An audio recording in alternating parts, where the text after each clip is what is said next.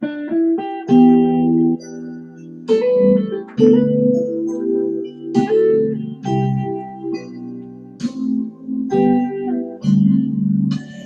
morning, my dear friends, my fellow believer. It is a great privilege to be in this morning in the studios of the Evangelist Ministry and preach the gospel to all of you, my friends. From the studios of the Evangelist Ministry, we spread the good news about Jesus Christ and His saving grace. Our mission is to lead people into a growing relationship with Jesus Christ. My dear friends, the topic of this morning is God direction. If this morning we open the book of Psalms 25, verse 1 to 5, the Bible reads this way. Unto thee, O Lord, do I lift up my soul. Oh my God, I trust in thee. Let me not be ashamed. Let not my enemies triumph over me. Yet, let none that wait on thee be ashamed. Let them be ashamed which transgress without cause. Show me your ways. O Lord, teach me your path. Let me in your truth and teach me, for thou art the God of my salvation. On you do I wait all the day. My dear friends, the subject of this morning is God direction. I believe, my dear friends, in life we will reach times in which we will make decisions and seek solutions to the problems that surround us. As sons of God that we are, my friends, God already has a plan with us. He has a plan for you and has a plan for me. Has time and hour and minute for his plans. And his purpose are to achieve. Of course, my dear friend, causing many changes, miracles, and achieve his purpose in each of us. My dear friends, God bring a word this day for all of us. What I mean is God has a message for every one of us. I believe, my dear friend, time has come. It is time for determination and firmness. God's direction can come in unexpected ways. If we are sensitive, we will see God's direction in one and different ways. I believe, my friends, that the direction of God can come in unexpected ways. A way that you cannot expect Him. Let's think about this. The angel of the Lord appeared unto him in flame of fire out of the midst of bush. And he looked, and behold, the bush burned with fire, and the bush was not consumed. Exodus chapter 3, verse 2. So, God spoke with Moses in an unexpected way. God spoke with Moses in one way, unexpected way. A bush that burned with fire and was not consumed. Let's think about that. We're talking about a bush that was burning with fire and was not consumed. When Moses saw it, he went to investigate. God also used unexpected ways today. When he communicated with us, whether he used people to or experience when we read in the Bible. One way or another, God will give us a direction. God also used unexpected ways today. He communicates with us in many different ways, especially when you open the Bible. Whether he used people through or experience when we read the Bible, we can see that God is talking to us always. I hope that you are like Moses. We have to be just like Moses, my friend. We should be like Moses. That you investigate and asking God, what are his plans to us? That God has for you or what God desires from you. But if something has to happen. We must be sensitive to the great surprises of God, my friends. First thing, we have to learn how discerning the direction of God. The direction of God can come in unexpected way, like I said before. And it came to pass that when the sun went down and it was dark, behold, a smoking furnace and a burning lamp that passed between those pieces. And Genesis chapter 15, verse 17. Because God sent this strange vision to Abraham. You see, now it's a different way. Now he's talking to Abraham, and he talking in a very different way than he did with Moses. Because God's covenant with Abraham was a very serious matter, represent an incredible promise from God and a great responsibility for Abraham also. God promised a son to Abraham. Let's think about it.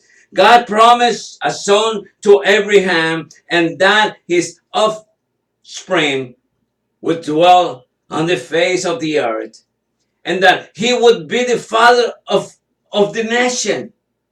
Thinking about that, God told Abraham that he would be the father of one nation of Israel. For fire and smoke suggests holiness. His seal for justice and his judgment for the nation. God took the initiative, gave confirmation of his covenant when he talked to Moses. He talked to Abraham. So if you see, when he talked to Moses, he talked in one different way. He's talking about that a bush that burned with fire and was not consumed. He's talking to Moses. Now he's talking to Abraham. What happened with Abraham? My dear friends, the Bible said that it came to pass that when the sun went down, it was a dark, behold, and a smoking furnace, and a burning lamp that passed between one place to another place. So, my dear friends, his seal for justice and his judgment for the nation, God took the initiative, gave confirmation to Abraham of his covenant. My dear friends, God's direction came always in many different ways, very unexpected ways. And he said unto him, what is your name? And he said, Jacob. Now he's talking to Jacob. And he said, thy name shall be called no more Jacob, but Israel. For as a prince hast thou power with God and with men, and hast prevailed. Genesis 32, verse 27 to the 29. Now he's talking to a Jacob in a very different way, because God always is going to talk to people in a very different ways. Jacob understood that his blessings were from God. God gave him understanding, direction, and blessing. And the Lord went before them by day in a pillar of cloud to lead them the way, and by night a pillar of fire to give them light to go by day and night, according to Exodus 13:21. And then we can see, my dear friend, that God's direction came in unexpected ways. Very unexpected way. When the believers seek God's direction, think about when we start looking for God's direction, He decides to be under God's will. This has happened. When we're looking for God's direction, we must be for sure that we really want to be under God's will. And He seeks to please God. By pleasing Him, we find the way. But the question comes this way. He talked to three different people, God. Now, how to find God's direction? Let's think about Moses saw a bush and a burning bush and spoken with God. Exodus 3 and 2. Where God gave him the direction and instruction to free his people from Egypt. Do you remember that passage? So, my dear friend, Abraham was a different way. Abraham saw a smoking oven and a burning torch of fire, according to Genesis 15:17. The sight that God gave to Abraham was visible security, direction, and instruction that the covenant that God has made was real. Jacob has a fight with the angel to bless him. But his descendant, though that his blessing were due to his own efforts. And sometimes we make that kind of mistake. James understood that his blessing was from God. God gave him direction, understanding, and blessing, according to Genesis 32, verse 27 and 29. And the Lord went before them by day in a pillar of cloud to lead them the way, and by night in a pillar of fire to give them light to go by day and night, according to Exodus 13, verse 21. So, comes another problems. We can see how God talks in very different ways. How to receive the guidance of God. How to receive God's ways. Let's think about King David. Say, show me the way. That's exactly what I do every morning. I say, Lord, show me the way. Oh Lord, teach me your path. You can see that in the book of Psalm 25, verse 4. If you realize King David always expressed his desires for God to guide him. And that's why God always showed him the way. Because he always asking for God's ways, my friends. How do we receive God's direction? The first step is to be humble and to accept His will. Sometimes God will tell all certain things that we're not too excited about. We won't like His ways, but we must accept His will. Like it or not. That's the way it's supposed to be. The first step is to be humble and when to be God and realize that God guides by His word. Our Bible is our guide or manual to live this life today. How to act and how to live. In the book of Psalm 119, it speaks to us of infinite knowledge which is found in the Word of God. Now, let's think about, my friends, if we get to the point and we ended this sermon. Psalm 119 speaks to us of infinite knowledge, which is found in the Word of God. Reading and meditating on the Word of God, we obtain wisdom to perceive God's direction in our personal life. Sometimes we can be tempted to demand answers from God. However, King David has God's direction. When we have the desires to seek God, learn from His Word, and obey His commandment, then we will receive His precious and accurate guidance. We can get to a conclusion in this morning. God offers help when He directs. When He tells you go this way, it's because God will be with you always, because He wants to be part of this journey that He told you to go. At every moment He is with us, my dear friends.